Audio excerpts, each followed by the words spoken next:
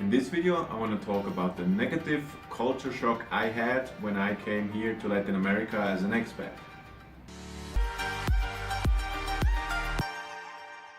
Welcome to How to Expat. My name is Sam and I'm an expat here in Colombia. Our mission here is to help expats or soon to be expats to start their journey, avoid gringo prices and settle down hassle-free. So when I came to Latin America, because my plan was to be an expat, I really did my homework.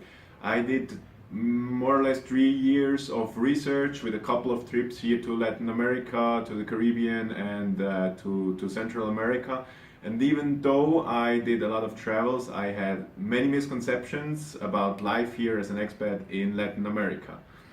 Many of those misconceptions led to a negative culture shock I had when I came here to live. But a negative culture shock doesn't mean that I had a culture shock that affected me negatively, but a culture shock that wasn't really too hard, or I thought the culture shock would be way heavier than it really was. This really came from my misconceptions. Even I, as I would say more or less seasoned traveler, especially here in Latin America, even I didn't really know what I got myself into here in Latin America, and that's really a tip from me to you. Even a seasoned traveler doesn't really know how life's gonna be in a country, even if he has traveled there. So traveling an expat is really a different thing. Maybe an example you can better relate to if you're from the States. Like my dream as a kid was always to go to the United States. And I've been to Miami with my then girlfriend and now wife.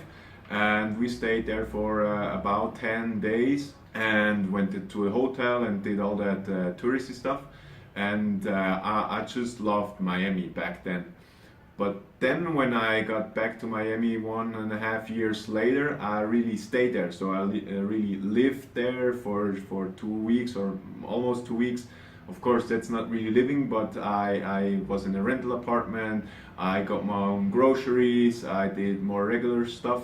And then, yeah, I quickly saw that life in Miami is probably not that what I want. So, yeah, long story short, my focus shifted to Latin America, and so I'm now here in Colombia. But that really means for you that you really have to live in a place before you really do the decision to stay there. So that's very important. So vacation or traveling is not the same as expat. So before I begin with my 4 most common misconceptions about life here in Latin America, let me just tell you, like you may already know, that there are 4 types of expats out there that not really have the same specifications, because they're quite different. What I'm going to tell you today is the view of an expat here in a bigger city in Latin America, like Bogota, Medellin, maybe Buenos Aires, Quito, Cuenca, all these kinds of bigger cities. This will apply to you. To smaller cities, these 4 misconceptions are not really applicable. So most people think about Latin America as like jungle, a lot of wildlife, a lot of fauna, a lot of trees, palm trees, everything like that.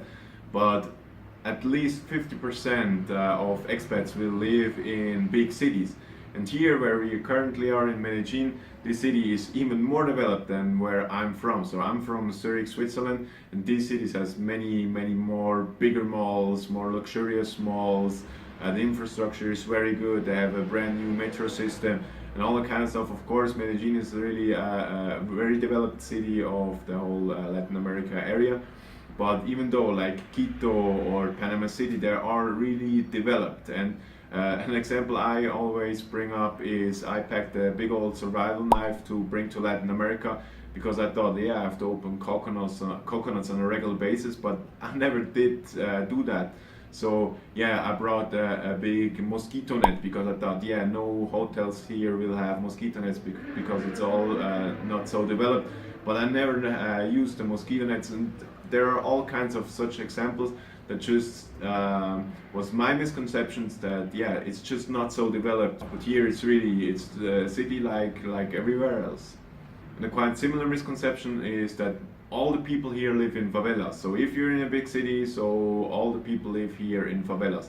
And of course that's kind of true, because a lot of expats say, yeah, I come here to a developed city and it's so developed like Chicago or it's so developed like New York, but it's not that way. That's just because you just stay in the places that are the more luxurious places in that city, but like 60 or 70 or even 80% of people, they will stay in barrios.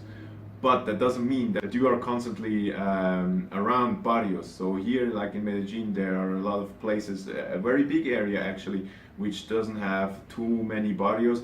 So you will be most of the time in a part of a city which is very similar to a city like New York or Chicago. So another huge misconception is that everything here is totally unorganized.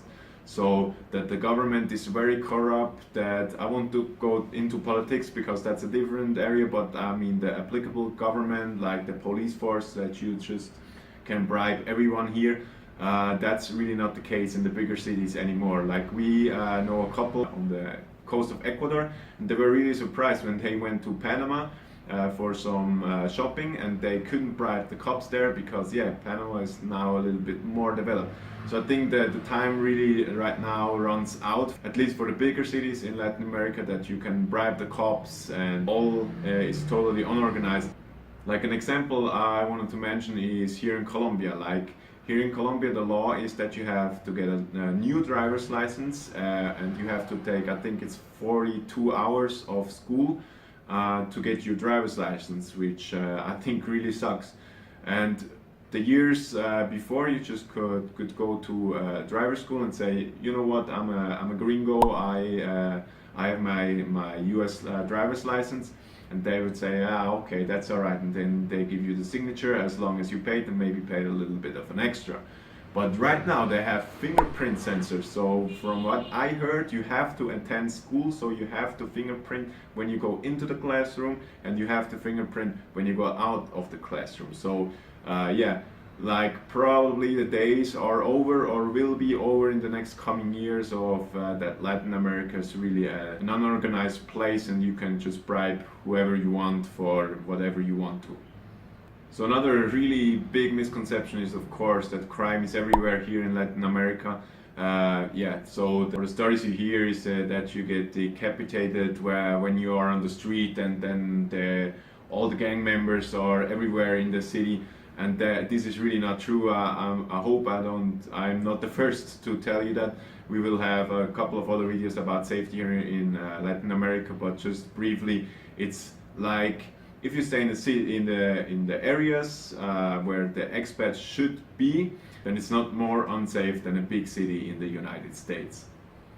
Of course, here maybe the percentage of how big the barrios or the favelas are in the city is bigger than how big the hood is in maybe your normal US country. So maybe the hood in New York is about 30% of the whole city area, maybe 40%, I don't know. But here in Colombia, it's really the barrio makes up like 70 or 80%. Of a big city, but that doesn't mean that it's like the area where you are is very limited, because here like in Medellin, the area where you can go and wander around and not have to worry too much about safety is really a big area. So I think this is really important to know that I had a negative culture shock. I came here with my survival knife and my mosquito net and everything like that, but I never used that here in the big city. I thought I would be more in the jungle, more in nature, to take care of different stuff. And I'm here now in a normal city, or what we as developed worlders would perceive a normal city. So hope this might help you with your preparation as an expat. And if you're currently an expat and you have a similar funny story like how you over-prepared, or maybe you had a real culture shock coming here, then leave them in the comments below. I would really love to hear your stories. And if this video helped you, don't forget to like and subscribe.